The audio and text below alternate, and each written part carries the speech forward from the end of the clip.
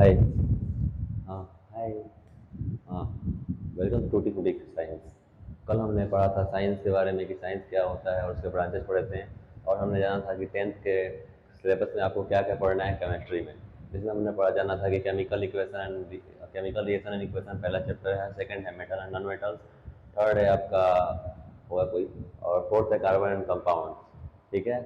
आज हम जानेंगे कि फिजिक्स में क्या पढ़ना है हम लोग क्लास टेंथ में, और चैप्टर्स का नाम जानेंगे, बेसिक्स जानेंगे उसके बारे में, और लास्ट में आपको कुछ मेरा थॉट बताऊंगा क्या करना चाहिए क्या नहीं करना चाहिए।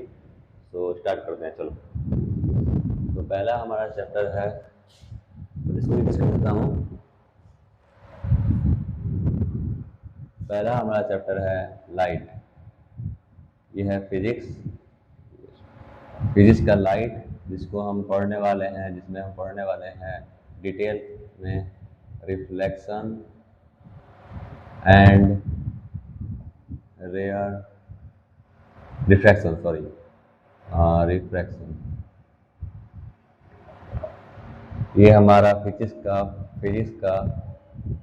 पहला चैप्टर है क्लास टेंथ का, जिसमें पढ़ने वाले हैं लाइट। लाइट में रिफ्लेक्शन क्या होता है, रिफ्रैक्शन क्या होता है।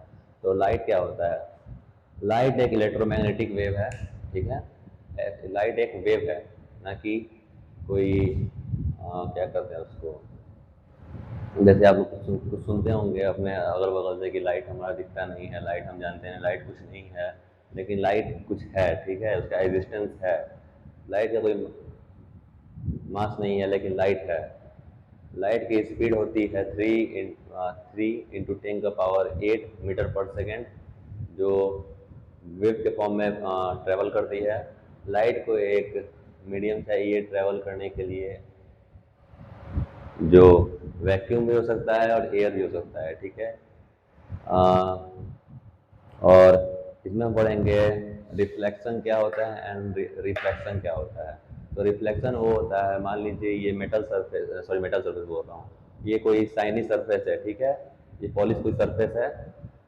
इस पे कोई, मान लीजिए यहाँ से लाइट आ रही है, लाइट आते गई आते गई आते गई, जो वेव के फॉर्म में आएगी, ऐसे ऐसे ऐसे ऐसे ऐसे ऐसे ऐसे वेव के फॉर्म में आएगी। ठीक है।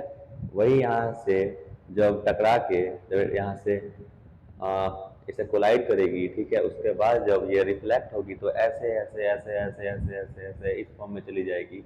इसे हम कहते हैं रिफ्लेक्शन। ठीक है। लाइट ऐसे भी आ सकती है, ऐसे भी आ सकती है, ऐसे भी आ सकती है, किधर से भी आ सकती है, कोई भरोसा नहीं है। ऐसे भी आ सकती है, ऐसे भी आ सकती है। बस ये सरफेस जो है, इस पे लाइट को टकराना चाहिए, तभी लाइट रिफ्लेक्ट होगी, यानी कि बाउंसिंग बैक ऑफ लाइट क्या होता है? When the rays comes from any object, any source, and and collide with any shiny surface, and it bounces back, is known as reflection of light। ठीक है। उसके बाद पढ़ते हैं रिफ्रैक्शन। रिफ्रैक्शन क्या होता है? रिफ्रैक्शन भी एक तरह का, समझ लीजिए क्या करते हैं, हम्म, टकराना ही हो गया लाइट का। लाइट मान लीजिए ऐसे ऐसे आ रही है, लेकिन ये अपना मीडियम जो है, एक दूसरे से दूसरे मीडियम, ये है जैसे कि आ, ये ट्रांसपेरेंट सरफेस है। रिफ्लेक्शन रिफ्लेक्शन कहाँ होता है? जहाँ ट्रांसपेरेंट सरफेस ना हो, पीछे से पॉलिश हो पूरा, यहाँ से प्लेन सरफेस हो, यहाँ से टकरा के जाएगी। लेकिन रिफ्लेक्शन कहाँ होता है? जहाँ पे कोई ट्रांसपेरेंट सरफेस हो, यानी कि हम उसके आर पार देख सके। जैसे आप कैमरा से मुझे आर पार देख रहे हैं, उसे हम क्या कहेंगे? Transparent surface. ठीक है। जैसे कि कोई शीशा होता है ट्रांसपेरेंट, जो हम लगाते हैं अपने कार विंडो में, ऐसे को हम कहते हैं ट्रांसपेरेंट ट्रांसपेरेंट मिरर। ठीक है। तो ट्रांसपेरेंट मिरर, ट्रांसपेरेंट कोई भी सरफेस होता है, मिरर ही नहीं होता, ट्रांसपेरेंट मीडियम कोई होता है, पानी हो गया, तेल हो गया, ऑयल ऑयल हो गया। ठीक है। ऐसे मीडियम से जो टकरा के मतलब टकराए, यहाँ से बाउंस, यहाँ टकराए, ठीक है, उसके बाद उसके पार चल जाए, अपना पार जाके कोई अपना ये एंगल चेंज कर दे। ठीक है। उसे हम कहते हैं, मान लीजिए ये लाइट आ रही है वेव, और यहाँ से टकरा के ऐसे भी जा सकती है, ऐसे भी, ऐसे भी, उसे हम कहते हैं रिफ्रैक्शन। ठीक है। तो ये हमारा पहला चैप्टर था। सेकंड चैप्टर हमारा पढ़ना है, जो है सेकंड चैप्टर में पढ़ना है क्लास टेंथ में फिजिक्स में, human I and colourful world. तो हमारे आंखों के बारे में पढ़ना है और दुनिया कैसे रंगीन है इसके बारे में पढ़ना है। समझिए, रंगीन नहीं, वैसा रंगीन नहीं, रंगीन, ठीक है, यानी कलर्स, कलर्स के बारे में पढ़ना है। कैसे हमारा आँख देखता है, कैसे हमारे आँख के आर पार हम देख सकते हैं, क्या कौन सी मसल काम करती है हम आँख में, हम आँख के बारे में डिटेल में पढ़ेंगे इसमें, ठीक है। तो हमारा पहला है ह्यूमन आई। ह्यूमन आई का जो यानी कि अपने आँख, तो हम इसके बारे में पढ़ेंगे और उसके बाद पढ़ेंगे कलरफुल वर्ल्ड, ठीक है। हम कैसे अपने चार सराउंडिंग को देखते हैं, कैसे हम दूर की चीज़ों को देख पाते हैं, कैसे हम पास की चीज़ों को देख पाते हैं, कैसे हम क्या डिफेक्ट आती है, क्या खराबी आती है कि जिससे हम दूर की चीज़ों नहीं देख सकते, क्या चीज़ क्या खराबी आती है जिससे हम पास की चीज़ें नहीं देख सकते हैं। पास की चीज़ें नहीं देख पाते उसे हम कहते हैं हाइपर बायोट्रोपिया, ठीक है। और दूर की चीज़ें नहीं देख पाते उसे हम कहते हैं मायोपिया। नहीं देख सकते उसे हम कहते हैं, दूर की चीज़ें नहीं देख सकते हैं उसे हम कहते हैं मायोपिया, ठीक है। एक और होता है कैटरैक्ट। कैटरैक्ट वो होता है जो बूढ़ों में आती है, इसके बारे में डिटेल में पढ़ेंगे क्लास 10th के आपके फिजिक्स में जब चैप्टर स्टार्ट होगा, ठीक है। हमारा जो थर्ड चैप्टर है वो है magnetic effects of electric current. बहुत अच्छा चैप्टर है, टफ भी है, इसके बारे में हम थोड़ा आप ध्यान दीजिएगा क्योंकि ये मार्क्स डुबाता भी है और मार्क्स उठाता भी है। थर्ड है magnetic effect of electric current. समझ रहे हैं क्या होता है मैग्नेटिक इफेक्ट? यानी मैग्नेट, चुंबक, जिसका नॉर्थ पोल होता है, साउथ पोल होता है, आपने 9th में शायद पढ़ा होगा, ठीक है। तो मैग्नेटिक इफेक्ट यानी कि मैग्नेट का क्या इफेक्ट होता है, मैग्नेटिक फील्ड के बारे में पढ़ेंगे हुए हम। मैग्नेटिक फील्ड और उसका क्या साइन होता है, क्या नहीं होता है, कैसे मैग्नेट काम करता, मैग्नेट नहीं काम करता है, कैसे हम मैग्नेटिक फील्ड में कैसे हम करंट को पास कराते हैं, कि जो फोर्स है वो कैसे अप्लाई होता है मैग्नेटिक फील्ड में।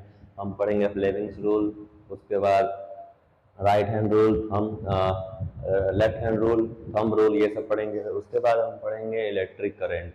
इलेक्ट्रिक करंट यानी हम करंट के बारे में पढ़ेंगे, हीट के प्रॉपर्टी के बारे में पढ़ेंगे, हीट क्या होता है, करंट में कैसे अप्लाई होता है, कैसे वो एक वायर से कंडक्ट होता है करंट, कैसे क्या रेजिस्टेंस होता है, क्या रेजिस्टेंस होता है, ठीक है, क्या इलेक्ट्रिक करंट होता है, क्या वोल्टेज होता है, क्या होता है वोल्ट मीटर, क्या होता है एम मीटर, ये सब पढ़ेंगे। आपको जिज्ञासा हो रही होगी पढ़ने की, लेकिन हम पढ़ेंगे इसके बारे में डिटेल से, ठीक है, वो हम पढ़ेंगे। और हमारा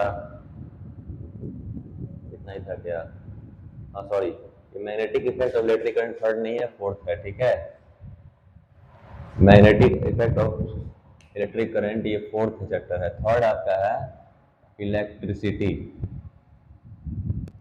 इलेक्ट्रिसिटी इलेक्ट्रिसिटी में हम पढ़ेंगे करंट के बारे में, वो गलती बता दिया मैंने। इलेक्ट्रिसिटी में पढ़ेंगे हम करंट के बारे में, उसके बाद वायर कैसे काम करता है, क्या होता है रेजिस्टेंस, क्या होता है, जो मैंने आपको पहले बता चुका हूँ, ठीक है। हीट इफेक्ट तो क्या होता है, हीटिंग इफेक्ट क्या होता है, कूलिंग नहीं, हीटिंग इफेक्ट क्या होता है, ये सब पढ़ेंगे। अब आते हैं बायोलॉजी में।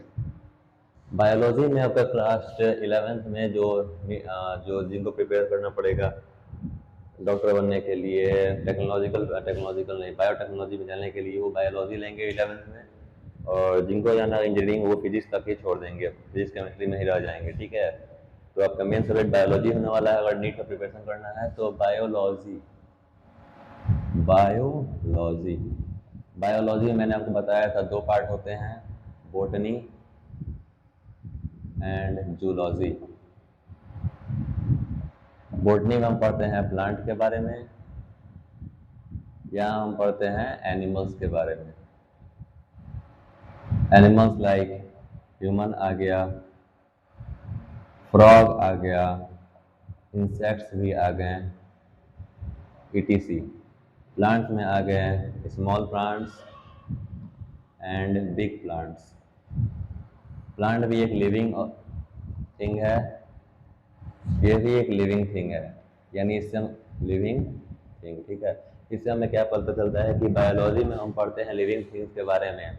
लिविंग थिंग्स यानी जो सांस ले सकते हैं, मतलब जो एयर ऑक्सीजन लेते हैं एंड कार्बन डाइऑक्साइड छोड़ते हैं, ऐसे हम चीज़ों को हम कहते हैं लिविंग थिंग।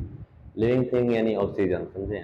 और उसके बाद है जो फिजिक्स केमिस्ट्री में हम पढ़ते हैं नॉन लिविंग थिंग के बारे में, फिजिक्स में पढ़ते हैं मशीन्स के बारे में, और केमिस्ट्री में पढ़ते हैं केमिकल्स के बारे में, जो आपको पिछले क्लास में बता दिया होगा। मैं इसलिए बता रहा हूँ क्योंकि पिछले क्लास में वॉइस की क्वालिटी उतनी अच्छी नहीं थी। ठीक है, इसमें मैंने माइक यूज़ किया है, कल ही लाया। ठीक है, तो माइक यूज़ किया है मैंने इसमें इसमें आपको वॉइस क्वालिटी अच्छी मिल रही होगी।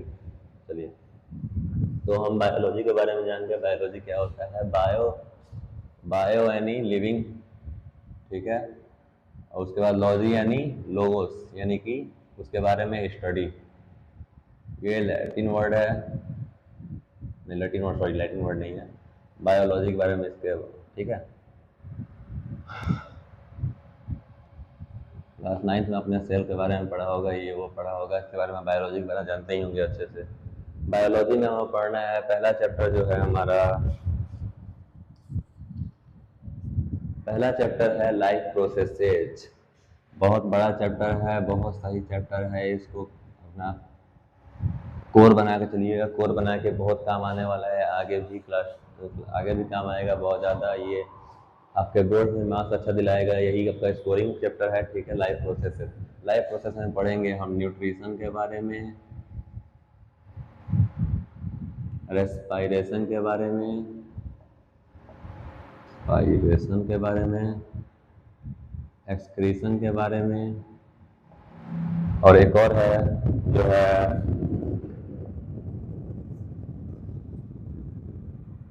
ट्रांसपोर्टेशन।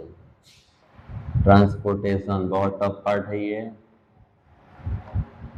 इम्पोर्टेंट पार्ट है। ठीक है, ये मोस्ट इम्पोर्टेंट पार्ट है। और ये वाला, इसमें से थोड़ा सा, ये थोड़ा सा बोर्ड में आपको उतना नहीं पूछता क्वेश्चन जितना इन दोनों से पूछेगा क्वेश्चन। इसमें से एक क्वेश्चन आता है जो है आपका नेफ्रॉन। नेफ्रॉन टॉपिक से हमेशा एक क्वेश्चन बनता ही है 5 नंबर का। नेफ्रॉन के बारे में पूछेगा क्या होता है नेफ्रॉन, क्या होता है, क्या कैसे काम करता है, और डायग्राम के साथ आपका 5 नंबर उसमें मिलना फिक्स है। आप उसमें पढ़ेंगे अच्छे से। उसके बाद जो सेकंड चैप्टर है वो है control and coordination. Control and coordination. Control and coordination. Control and coordination का मतलब क्या समझते हैं? 1 मिनट सोचिए, मैं 1 मिनट का टाइम देता हूँ आपको सोचने के लिए।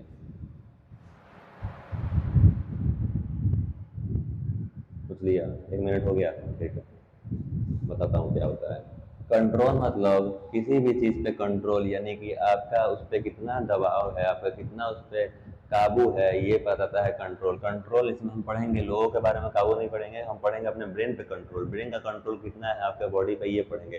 कितने पार्ट में कंट्रोल है ब्रेन का आपका, कौन क्या पार्ट है ब्रेन का, ब्रेन के कौन से पार्ट होते हैं, ये फोर ब्रेन है, ये मिड ब्रेन है, ये हिंड ब्रेन है, ये आपका फोर ब्रेन में सेरेब्रम होता है, मिड ब्रेन में आपका कुछ नहीं, मिड ब्रेन में होता है शायद कुछ, और हिंड ब्रेन में आपका होता है पॉन्स, मेडुला ऑब्लंगाटा, सेरेब्रम। ये आपका थिंकिंग पार्ट है, ये आपका बॉडी का जो है कंट्रोल करता है, बॉडी का जो बैलेंस मेंटेन करता है। उसके बाद जो रेस्पिरेशन कंट्रोल होता है वो कंट्रोल करता है, यानी कि ठीक है। इसके बाद हम ब्रेन के बारे में अच्छे से पढ़ेंगे। इसमें हम ब्रेन क्या होता है, ब्रेन क्या होता है, और ब्रेन के क्या होते हैं, ब्रेन के पार्ट क्या, न्यूरॉन क्या होता है, डेंड्राइट क्या होता है, डेंड्रॉन क्या होता है, एक्सॉन क्या होता है, जो आपने क्लास 9 में पढ़ चुका होगा ऑलरेडी, उसके बारे में हम डिटेल में पढ़ेंगे। ठीक है, कंट्रोल मतलब ब्रेन का कितना कंट्रोल है, ब्रेन इंट्रा कंट्रोल है। ठीक है, इसके बारे में ब्रेन में पढ़ेंगे, ब्रेन के बारे में पढ़ेंगे। कोऑर्डिनेशन। कोऑर्डिनेशन मतलब क्या समझते हैं? कोऑर्डिनेशन मतलब किसी भी चीज़ के जो कम्युनिकेशन होता है, मान लीजिए आपका कितना कंट्रोल है, कितना आप कम्युनिकेट कर पा रहे हैं अपने बॉडी से, अपने ब्रेन को लेकर, उसके बारे में पढ़ेंगे। कोऑर्डिनेशन मतलब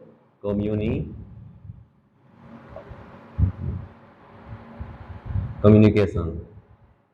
ठीक है, कि आप कितने तरीके से, अच्छे तरीके से अपने आपको बॉडी कंट्रोल कर पा रहे हैं, अपने मसल को कितना कंट्रोल कर पा रहे हैं, आप मसल को कितना कॉन्ट्रैक्ट कर पा रहे हैं, कितना आप उसको एक्सपेंड कर पा रहे हैं, ये सब बारे में पढ़ेंगे। उसके बाद आपका मूव कैसे कर पा रहे हैं, ये हड्डी हो गया, आप कैसे उसको मूव कर पा रहे हैं, कैसे उसको आप रोटेट कर पा रहे हैं, रिवॉल्यूशन कर पा रहे हैं, प्लांट ठिकान जो भी है उसमें पढ़ेंगे। ठीक है, ये सेकंड हो गया। थर्ड चैप्टर है हमारा हेरिडिटी। हेरिडिटी है ना, एक बार चेक कर लेता हूँ। सॉरी हेरिडिटी नहीं है, रिप्रोडक्शन है। थर्ड जो चैप्टर है वो है रिप्रोडक्शन। एक मिनट मिटा देता हूँ, उसको अच्छे से लिखता हूँ, एक्सप्लेन करना पड़ेगा। तो हमारा जो थर्ड चैप्टर है वो है रिप्रोडक्शन। रिप्रोडक्शन मतलब क्या होता है?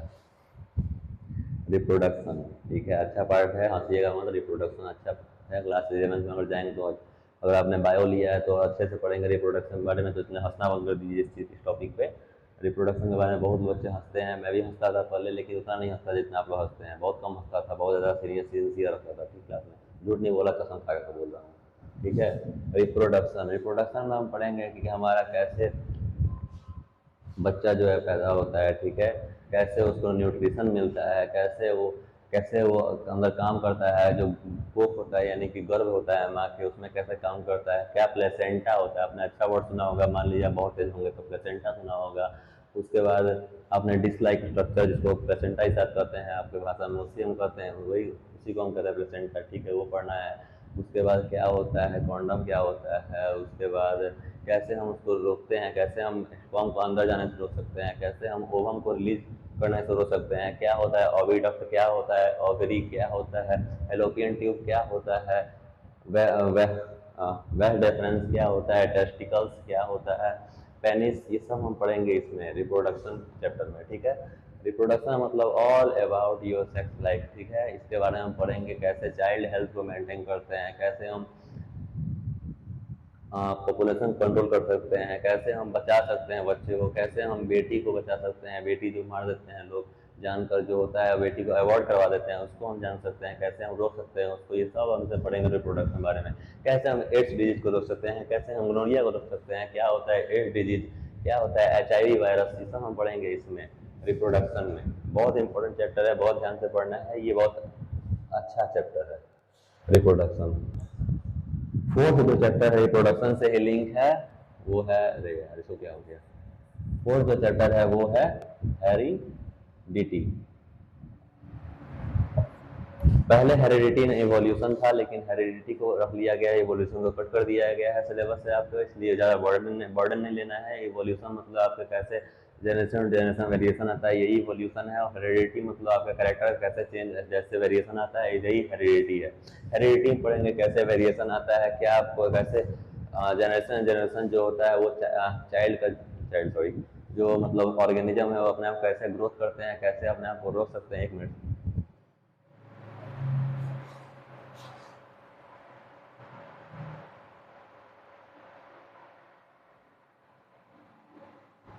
हाँ, हेरिडिटी मतलब क्या, कैसे वेरिएशन आता है, कैसे अपने आप को वो बचा कर रखते हैं, कैसे अपने आप को ग्रोथ रोक कर रखते हैं, ये हम पढ़ेंगे हेरिडिटी चैप्टर में। हेरिडिटी बहुत अच्छा चैप्टर है, बहुत अच्छा चैप्टर है, लेकिन क्वेश्चन ज़्यादा नहीं बनते हैं इससे, 50-50 समझ लीजिए। आता भी है कभी, आता भी नहीं है। हेरिडिटी में 1-2 मार्क्स का क्वेश्चन आता है जो आपको, लेकिन निगलेक्ट नहीं करना है इसको, क्वेश्चन आ भी सकते हैं, कोई भरोसा नहीं है इसका, क्योंकि मैंने बोर्ड दिया था पिछले साल क्वेश्चन पूछा था हेरिडिटी से, नहीं भी पूछा था मैं, मुझे इतना याद नहीं है। मैं आपको बोर्ड का क्वेश्चन भी करवाऊंगा, जो बोर्ड का मैंने जो पेपर रखा है वो क्वेश्चन करवाऊंगा। सेट 1 2 3 मैं अरेंज करने की कोशिश करूंगा, लेकिन मेरे पास सेट मैंने 2 दिया था, इसलिए मेरे पास सेट 2 होगा, इसलिए मैं वो आपका क्वेश्चन करवा दूंगा सारा क्वेश्चन। ठीक है, ये हेरिडिटी हो गया। फोर्थ चैप्टर है आपका,